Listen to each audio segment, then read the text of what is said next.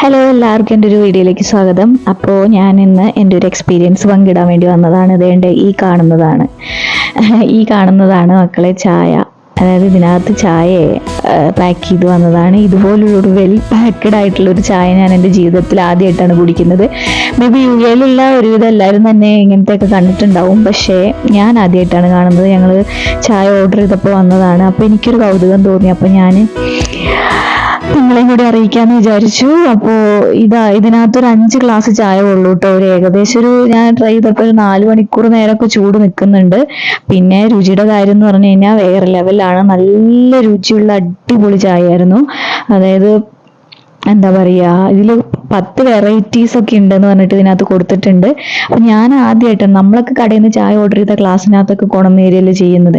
അപ്പം ഇതുപോലെ well packed ആയിട്ടുള്ള ഒരു ചായ കണ്ടപ്പോൾ എനിക്ക് ഭയങ്കര ഒരു കൗതുകം തോന്നി. ആക്ച്വലി